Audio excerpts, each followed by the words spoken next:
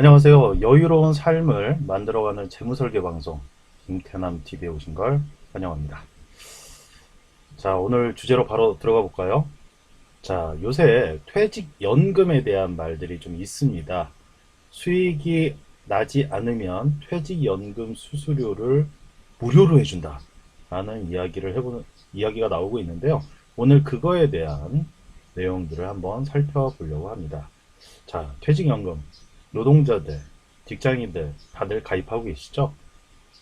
이거는 강제이기 때문에 누구나 가입하고 있을 겁니다. 하지만 퇴직연금에는 두 가지가 있잖아요. 수익을 내는 것과 비용을 절감하는 것. 이 두 가지 중에서 비용 절감에 관한 이야기가 나오고 있는 겁니다. 어떻게 되는지 한번 살펴볼까요? 자, 한겨레 신문 2019년 6월 16일자 기사인데요. 수익이 나지 않으면 퇴직연금 수수료를 무료로 해준다 라고 하는 재밌는 소식이 나왔습니다.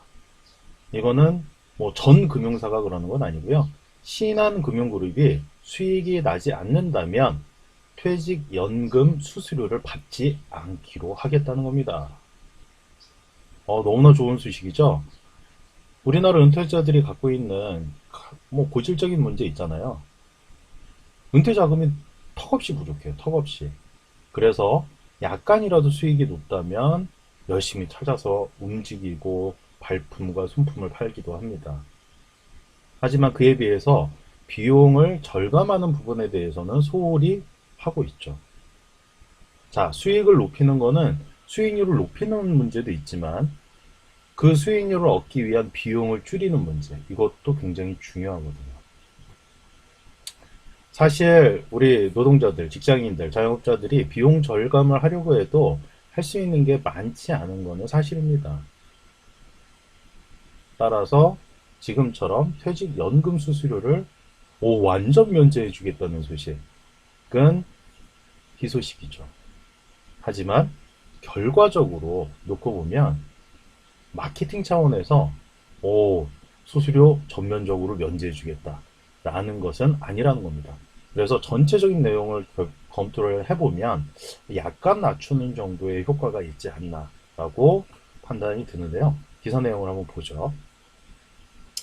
2019년 7월 1일부터 퇴직연금 수수료를 감면한다고 신한금융은 밝히고 있는데요. 7월 1일부터입니다. 며칠 안 남았어요. 여기서 보시면은 IRP 가입자, 개인형 퇴직연금이라고 하는 IRP 가입자의 경우에는 수익이 발생하지 않으면 수수료 전혀 안 받을게 라는 거예요. 요거를 지금 기사 제목으로 내온 거고, 이걸 보고 많은 분들이 나도 그러면 수수료 완전 면제인가? 하지만 그건 착각이라는 겁니다. 다음을 보면 알 수 있죠.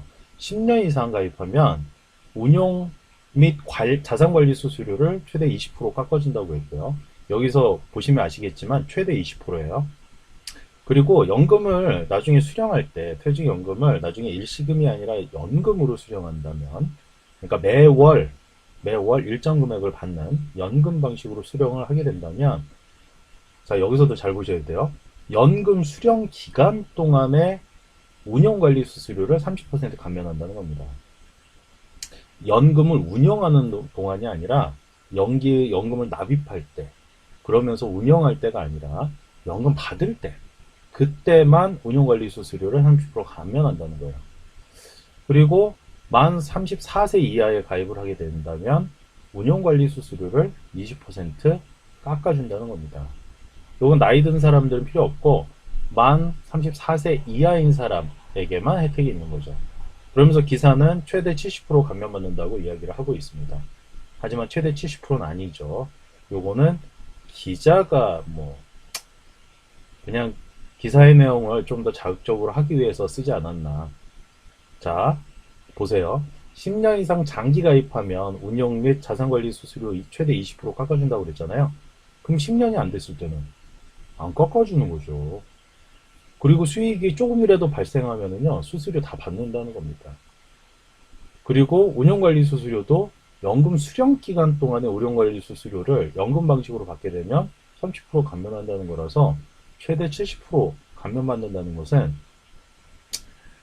이건 잘못된 이야기입니다. 이건 잘못된 이야기예요. 그래서 제가 우리 시청자들께 말씀드리고 싶은 부분은 수익이 나든 안다는 퇴직연금 수수료 관련해서 약간 수수료 구조를 좀 다운시킨다 정도로만 이해를 하시면 될 것 같습니다. 이것 때문에 뭐 어마어마하게 한다는 것은 아니고 이건 약간 마케팅 차원의 기사가 아닌가라는 생각이 좀 들죠.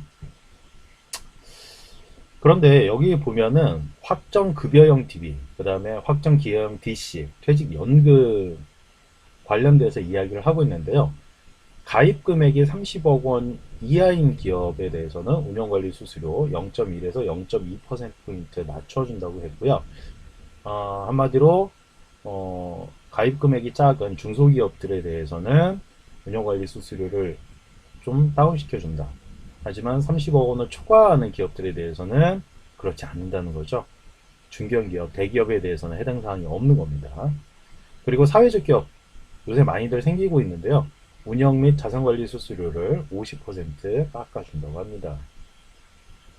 이거는 크죠. 따라서 사회적으로 공헌을 하고 싶은 분들, 내가 현재 기업을 운영하는데 사회적 기업으로 바꿔서 공헌을 하고 싶은 분들한테는 이런 부분들은 좀 혜택이 있는 거겠죠? 네. 근데 여기에서 이제 좀 봐야 될 게 뭐냐면 국내 퇴직연금 적립금 규모가 190조 원 정도인데요. 2018년에 기준 수익률이 1.01%에 불과했고 하지만 2018년에 금융권 수수율이 0.47%여서 수익률은 이렇게 낮은데 수수료는 왜 이렇게 높냐 해서 수수료를 조금 낮추는 방향을 잡는 것 같습니다. 여기에 신한금융이 먼저 공격적으로 지금 대시를 하는데 실제로 공격적으로 수수료를 파격적으로 낮춰주는 건 아니고 공격적인 마케팅 정도로 활용을 하고 있는 것 뿐이고요. 약간 낮춘다 정도. 하지만 어쨌든 다른 증권사나 은행, 보험사들도 나도 그럼 수수료를 조금 낮춰야 되지 않을까라는 고민 이 정도는 빠지게 할 것 같습니다. 어쨌든 그럼에도 불구하고 소비자들에게는 좋은 것이죠. 왜? 퇴직연금에서 수익이 덜 나고 있는데 많이 나지 않고 있는데 비용을 약간이라도 줄여준다면 그만큼 수익을 좀 더 가질 수 있는 거잖아요. 그런 부분에서 기회이기도 한 것 같습니다. 이렇게 되는 이유가요. 대부분의 퇴직연금의 적립금은 IRP에 있는 게 아니라 DB와 DC와 같은 퇴직연금에 있거든요. 따라서 수익이 나지 않는 수수료를 면제해주는 부분은 IRP에 있어서 말이죠. 마케팅 차원이라고 볼 수가 있겠습니다. 따라서 수수료를 약간 낮춰주는 정도의 수준이다. 이 정도면은 될 것 같습니다. 하지만 퇴직연금을 잘 활용해서 꾸준하게 추후, 은퇴 후 자영업에 진출하지 않도록 연금으로 수령해서 은퇴 생활을 어느 정도 할 수 있도록 만들어 내기 위한 하나의 퇴직연금 방법은 우리 노동자들이 꼭 갖춰가야 하는 부분인 것 같습니다. 지금 한국의 그 은퇴 인력들이요, 은퇴자분들이 극빈층으로 전락하는 게 60%가 된다고 합니다. 이거 이제 우리들이 스스로 막아내야 되지 않겠습니까?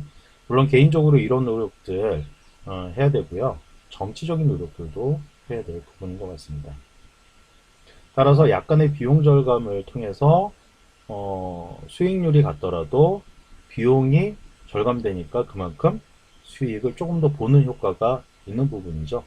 여기에 더해서 우리 시청자들이 해야 될 부분은 금융회사에 요구해야 되는 겁니다. 자산운용을 좀 더 제대로 하라고 말이죠.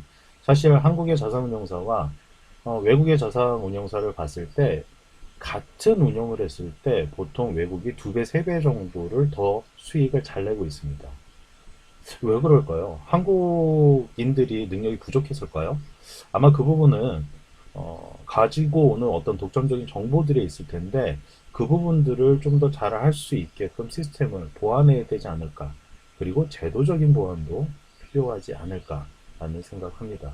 왜냐하면 기대하는 수익 자체가 낮은데 비용 조금 절감한다고 해서 수익을 많이 가져오는 게 아니잖아요.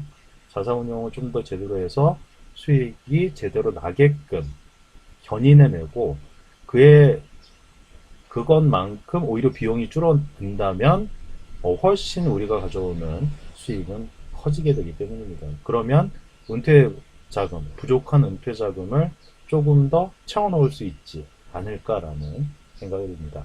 우리 뭐 전 국민적인 차원에서 은퇴 준비하는 분들 반도 안 되거든요.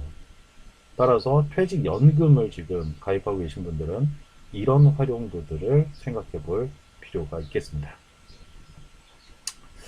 자, 수익이 나지 않으면 퇴직연금 수수료가 무료다라는 그 정책. 하지만 퇴직연금을 어떻게 활용해야 되는지까지 말씀을 좀 드려봤고요. 또 다른 궁금한 부분이 있다면 제가 운영하는 다음 카페가 있습니다. 김태남의 궁죽퉁이라고요. 여기에 와서 문의해 주시면 되겠고요. 오늘 방송 유익하셨다면 구독과 좋아요 눌러주시는 거 잊지 마시고요. 자, 오늘 방송은 여기까지입니다. 다음 시간에 더 좋은 내용, 더 알찬 내용 준비해서 찾아오도록 하겠습니다. 오늘은 여기까지입니다. 이만, 안녕.